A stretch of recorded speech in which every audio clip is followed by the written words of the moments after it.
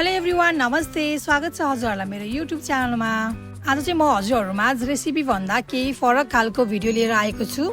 यो भुइँ कटर पाउने सिजनमा हामी सबैजनालाई भुइँ कटर खान त एकदमै मन पर्छ नै, तर यसलाई एकदमै राम्रोसँगले काटेर खानको लागि भने हामी सबैजनालाई एकदमै नै अल्छी लाग्ने गर्छ। यो भुइँ कटर खाँदाखेरि यो आँखावाला भाग चाहिँ एकदम एलर्जेटिक हुने हुनाले हामीहरूलाई एकदमै गाह्रो लाग्छ यो खानको लागि। आज चाहिँ मैले यो आँखावाला भागलाई सजिलोसँग कसरी फाल्ने भनेर यो भिडियोमा देखाउन जाँदैछु। सुरुमा त राम्रोसँग पाकेको भुइँ कटर लिनुपर्छ। त्यसपछि चाहिँ हामीले माथिपट्टि र यो तल्लोपट्टिको भागलाई चाहिँ पातलोसँगले काट्नुपर्ने हुन्छ।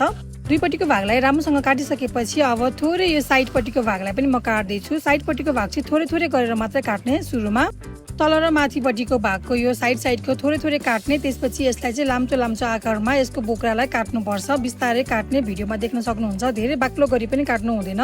पाकेको वाला भुइँ कटर छ भने चाहिँ हामीलाई काट्न एकदमै सजिलो हुन्छ भने हल्का मात्रै पाकेको भुइँ कटर काट्न चाहिँ एकदमै गाह्रो हुन्छ। त्यसैले अलि लाग्नेवाला चक्कु युज गर्नुपर्छ। सबै बोक्राहरू काटिसकेपछि म यसको आँखावाला भागलाई निकाल्न जाँदैछु। यसको लागि चाहिँ मैले आलु तास्ने कुराले बिस्तारै यसरी निकाल्दैछु। हजुरले भिडियोमा देख्न सक्नुहुन्छ। यसो गर्दाखेरि चाहिँ यो आँखाहरू सबै निस्किन्छ र खाँदाखेरि पनि एकदमै सजिलो हुन्छ। हामीहरूमध्ये कतिजनालाई त यो आँखावाला भाग पनि खाने गर्नुहुन्छ भने कतिजनालाई चाहिँ यो खानालाई एकदमै मन पर्दैन। त्यसैले यो तरिका चाहिँ एकदमै बेस्ट हुन्छ जस्तो लागेर चाहिँ मैले हजुरहरूमा आज यो भिडियो सेयर गर्दैछु। यदि योभन्दा अरू कुनै तरिका छ भने हजुरहरूले मलाई कमेन्टमा लेख्न सक्नुहुन्छ। यो मैले काटिरहेको भुइँ कटर चाहिँ एकदमै धेरै पाकेको हुनाले चाहिँ यसको आँखाभन्दा थोरै बाहिरको भाग पनि निस्किरहेको छ। हल्का मात्र पाकेको भुइँ कटरको चाहिँ आँखाको भाग मात्रै निस्किन्छ यसरी निकाल्दाखेरि। यो चाहिँ धेरै पाकेको हुनाले यसबाट एकदमै राम्रोसँगले रस निस्किरहेको छ। त्यसैले मैले चाहिँ प्लेटमा राखेर काट्दैछु। पछि यो रस हामीले खान पनि सक्छौँ। अब भने मैले भुइँ कटरको यो आँखावाला भाग चाहिँ सबै निकालेर फालिसकेको छु। अब चाहिँ यसलाई हामीले बिस्तारै सानो सानो पिसमा कट गर्नुपर्ने हुन्छ। यो चाहिँ एकदमै रसिलो भएकोले यसलाई चाहिँ बिस्तारै काट्नुपर्छ, नत्र सबै रसहरू चाहिँ निस्किन सक्छ बाहिर। सुरुमा त यसलाई लाम्चो आकारमा काटेर चाहिँ यसको भित्रपट्टिको भाग पनि थोरै काटेर फाल्नुपर्ने हुन्छ। भने म यसलाई सानो सानो पिसमा कट गर्न जाँदैछु।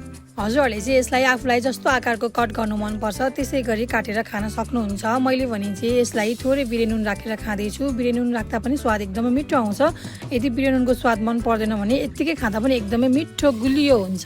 अब हजुरहरू पनि यसै गरी घरमा नै सजिलोसँगले भुइँ कटर काटेर खानुहोला।